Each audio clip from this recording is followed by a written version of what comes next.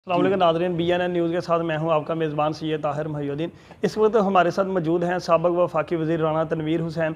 आइए उनसे जानते हैं कि 4 साल के बाद पाकिस्तान मुस्लिम लीग नून के कायद वतन वापस आए हैं। उन्होंने कहा है कि मैंने इंतकाम की सियासत नहीं करनी, मैंने खिदमत की सियासत करनी है, और उन्होंने नौ इनकादी एजेंडा पेश किया है मुल्क की तरक्की के लिए। इस पर इनका क्या कहना है?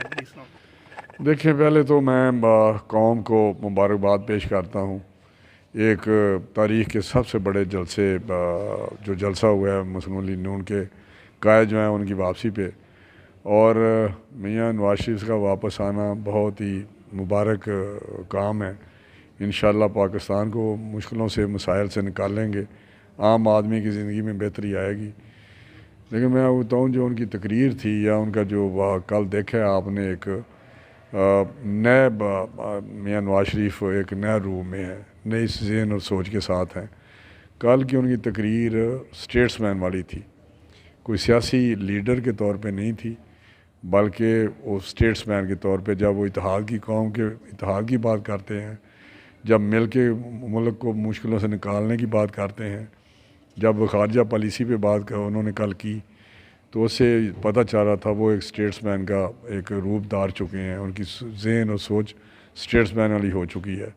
तो अब मैं समझता हूँ कि इंशाअल्लाह ताला इस सोच के साथ मियाँ साहब आए हैं और ये प्रोग्राम लेके आए जो 9 निकाती एजेंडा है, वो सारे कवर कर रहा है जो पाकिस्तान को इस वक्त मसाइल से वो उसमें गिरा हुआ है, उससे निकालने के लिए, चाहे वो खारजा पॉलिसी हो, चाहे इकनॉमिक एजेंडा हो, चाहे इंसाफ की बात करते हैं, इंसाफ के निज़ाम को बदलना है, बेहतर करना है। तो ये सारी चीज़ें आप देखेंगे तो आपको पता चलेगा कि पाकिस्तान को आगे लेके जाने का एक ही रास्ता है कि वो मियाँ साहब ने जो प्रोग्राम दिया, मियाँ नवाज शरीफ साहब ने, उसको अमल किया जाए। और कौम अगर तकसीम भी होना है तो मेरा 5-10 साल के लिए हमें इकट्ठा होकर मियाँ साहब की सरबराही में चलना चाहिए। PTI और पीपल पार्टी ने सरकारी अदारों को तनकीद का निशाना बनाते हुए कहा है कि मियाँ साहब का इस्तकबाल इन्होंने खुद किया है। इस पर क्या कहेंगे? देखिए, मैं समझता हूँ कि ये जितने भी जो वो उन्होंने तो यही कहना है, लेकिन मुझे बताएं कि जो मियाँ साहब का इस्तकबाल हुआ है, उसको आपका भी इलाका है जहाँ आप खड़े हैं, पाकिस्तान में आपको मुख्तलिफ़ ख़बरें आई होंगी, मुख्तलिफ़ नज़दीक इलाकों से आई होंगी। क्या यहाँ पे कोई सरकारी रियासती मशीनरी या किसी का इन्वॉल्वमेंट थी? क्या किसी ने किसी कोई बस दी या किसी ने कोई और चीज़ की? सभी मियाँ साहब के वर्कर्स ने, उनके फॉलोअर्स ने, उनके वोटर्स ने, और जो जलसे में लोग थे, वो जो उनका जज्बा था, जो जोश था, उसके 5-6 घंटे में बैठे रहे हैं और वहाँ से उन्होंने पाँव नहीं हिलाए। तो मैं समझता हूँ कि इस किस्म के ऑर्गेनिक जलसे पे जो जज्बाती थे लोग, जिस तरह उनका जोश था, खुशी थी, उसको अब कहना कि ये रियासती सरपरस्ती थी, मैं समझता हूँ बड़ी ज़्यादती है। और इंशाल्लाह इलेक्शन भी आने वाले हैं, मैं आपको बताऊँ कि इंशाल्लाह 2/3 मेजॉरिटी से नून जीतेगी। फ़लस्तीन पर जो बमबारी की गई है, छोटे छोटे बच्चों, हॉस्पिटलों, सोसाइटियों को तबाह कर दिया है। ऐसी बमबारी सिर्फ जंगों में होती है, मैदान जंग में होती है, मगर उस पर करना ये कोई अच्छी बात तो नहीं।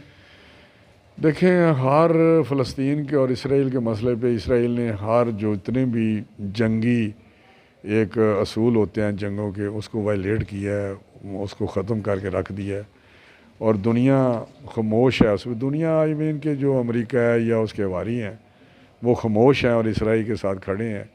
मैं समझता हूँ इस बर्बरियत, ये जंग नहीं, ये तो बर्बरियत है।